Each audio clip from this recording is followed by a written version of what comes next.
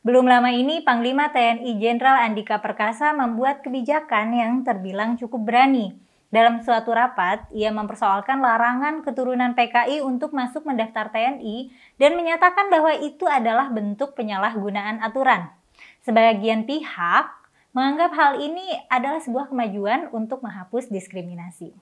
Oke, langsung aja yuk simak ulasan selengkapnya bersama aku Mela hanya di Headline.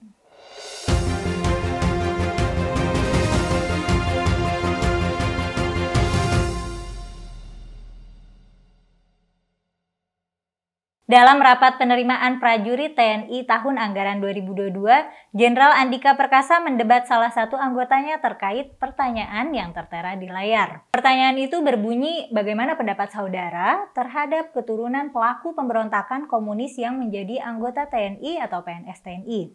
Kemudian ditanya balik oleh Jenderal Andika, yang mau dinilai apa? Kalau dia ada keturunan dari apa? Nah, kemudian dijawab oleh salah satu anggota dari Matra TNI Angkatan Udara.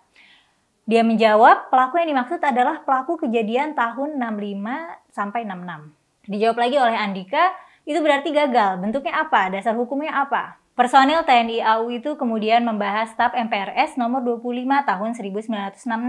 Dia menjelaskan ketetapan itu melarang komunisme, ajaran komunisme, organisasi komunis maupun organisasi underbow dari komunis tahun 65. Pernyataan itu kemudian dibantah oleh Jenderal Andika. Ia mengatakan TAP MPRS nomor 25 tahun 66 menyatakan PKI sebagai organisasi terlarang, tetapi tidak ada kata-kata underbow dan semacamnya.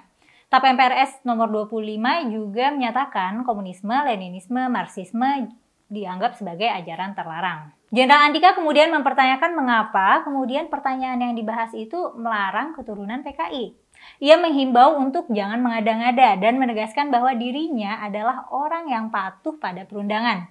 Jika ingin melarang, pastikan ada dasar hukumnya dulu. Pengamat militer menilai keputusan Panglima TNI Jenderal Andika Perkasa yang mengizinkan keturunan orang-orang yang dicap sebagai kader maupun simpatisan Partai Komunis Indonesia untuk mengikuti rekrutmen prajurit merupakan terobosan yang penting untuk mengakhiri diskriminasi.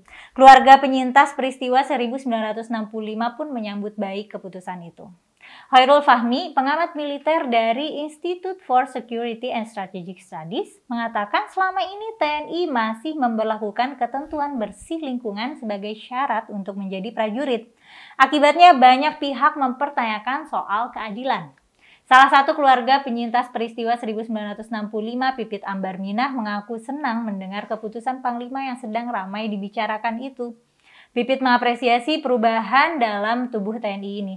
Pasalnya, selama ini pandangan TNI terhadap keturunan penyintas peristiwa 65 tidak kunjung berubah, berbeda dengan lembaga-lembaga lainnya. Menteri Koordinator Bidang Politik Hukum dan Keamanan, Mahfud MD mengatakan TNI bukan institusi pemerintah pertama yang menghapus syarat keturunan bekas anggota PKI tak bisa mendaftar sebagai anggota militer. Mahfud mengatakan ketentuan tersebut sebenarnya sudah dihapus sebagai syarat untuk mendaftar sebagai calon legislatif, kepala daerah, hingga menjadi pegawai negeri sipil sejak beberapa tahun silam. Mahfud menyebut Mahkamah Konstitusi yang kali pertama membuka jalan bagi keluarga maupun mantan anggota PKI dan organisasi yang terlibat dalam G30S untuk bisa berpolitik di Indonesia. Mahfud pun meyakini TNI memiliki metode untuk memilah para peserta seleksi dalam proses rekrutmen. Menurutnya, penganut ideologi komunis besar kemungkinan akan terendus saat seleksi. Wakil Ketua Umum Partai Gerindra Fadly Zon turut merespons pernyataan Panglima TNI Jenderal Andika Perkasa yang membolehkan keturunan PKI mengikuti seleksi menjadi anggota TNI. Menurut Fadly Zon, ketegasan Jenderal Andika sudah tepat karena tidak ada larangan bagi keturunan PKI menjadi TNI. Namun, Fadly Zon menegaskan bahwa kewaspadaan terhadap ideologi komunisme yang masih terlarang berdasarkan MPRS nomor 25 tahun 66 dan UU nomor 27 tahun 1999.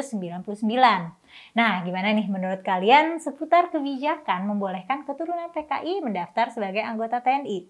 Nah, dengan pengetahuan sejarah yang makin gampang diakses kayak sekarang, teman-teman pasti punya pandangan menarik untuk di-share. Nah, aku mau baca dong komennya di kolom komentar atau di media sosial juga oke? Terus like dan share video ini kalau dirasa bermanfaat. Subscribe channel Geolife dan nyalain lonceng notifikasi biar nggak ketinggalan video terbaru Geolife. Makasih sudah menonton sampai habis dan sampai ketemu di episode headline selanjutnya.